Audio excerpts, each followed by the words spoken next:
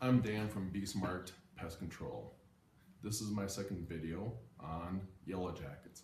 Hopefully, before you watch this video, you've gone and seen my video about the philosophy of pest control. I highly recommend it, just so you have some basic understanding of what pest control is all about and what you should expect when you hire somebody.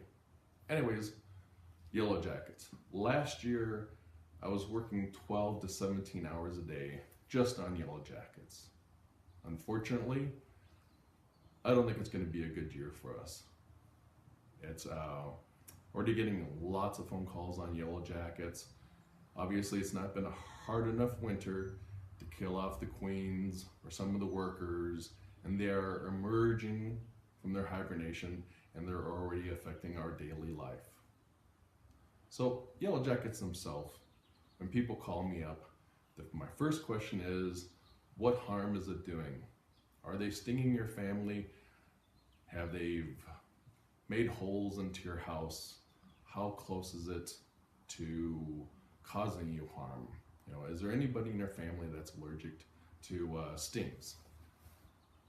Pest control is all about safety, whether it be mice, insect, yellow jackets, anything that happens at your house.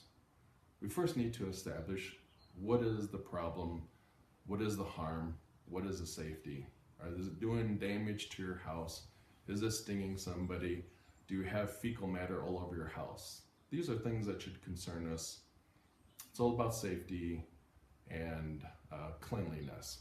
So a few weeks ago, attended the Colorado Pest Control Association seminar here in Thornton, and the professor from CSU didn't really like yellow jackets. In fact, he hates them. And I asked him why. He says, well, they don't basically do a whole lot of good for our society. They're not a pollinator, even though they are carnivores and they can get rid of other insects. The thing is that if they're stinging you, your children, or your friends that are coming over, if they're causing damage to your house, they've got to go. So one of the first things that the professor at CSU recommended is putting up some really good yellow jacket traps. Why do we want to do this? Well, the queens are emerging from winter, and the more the queens that we capture in these traps, the less yellow jacket activity you're going to have around your house. Hopefully that makes sense to you. So go out and get some traps, put them up, capture these queens so you have less nests around your house.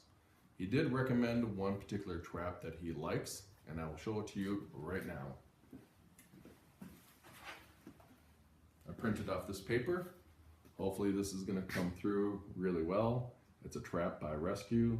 It's called the Ornament Yellow Jacket Trap, and this was recommended by the professor at CSU. So buy a few of these. I don't think they're in the hardware stores yet, but you can get them online for $10 to $12 each. This is a really good first step to controlling yellow jackets. The second thing we should do is what's called exclusion. Are there holes, cracks, and crevices around your house that these yellow jackets are going to make their way to your house, create a nest? But if we fill up these cracks, these voids, and these crevices, fill them up with some good caulking or some flashing or whatever we need to do, they're not going to build a nest in the first place. By the way, if these yellow jackets or hornets or wasps get into your eaves or get into your walls, guess what? It's pretty expensive to get those exterminated out of your walls or in your roof. So the more exclusion, filling up these holes and cracks and crevices, the more money you're going to save. And I'm really okay with that. I have enough business, and if there's any way that you can save money by just going out and getting a couple tubes of flashing caulking or some silicone or some paintable caulk, I highly recommend it. So next, what do we do if we have to get rid of these yellow jackets? Once again, let's review. We got the traps recommended by the professor at CSU. We got exclusion, save you lots of money. Well, what's next after that? Well, we can do spot treatments. With the spot treatments, let's look on the wall. We can do what's called a residual pesticide application. We got lots of tools to do the residual application with. Got all these great little cans here. Even got a foamer right there. We got a fogging machine, which is different than fumigation. Fumigation will kill you. Fogging, if you get exposed to it, might make you a little sick. Got two different fogging machines, one from B&G, one from Actazol. So we can fog those yellow jackets, which will kill them on contact.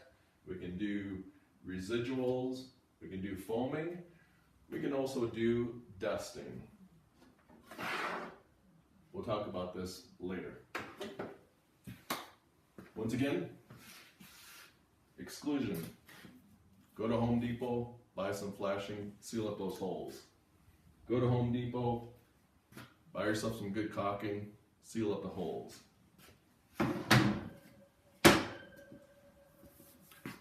Next, let's talk about what attracts yellow jackets. Water, standing water, i.e. water that's in your gutter, i.e. your fountain. Also, people have waterfalls in their backyard. Granted, it's soothing, it sounds great, looks great. I would love to have a few in my yard, but the customers who have problems over and over again, guess what they have? They have water features. They have standing water around their house. The other thing that attracts yellow jackets around your house are the cracks and crevices on the sunny side of your house. Other things that attract yellow jackets are other insects.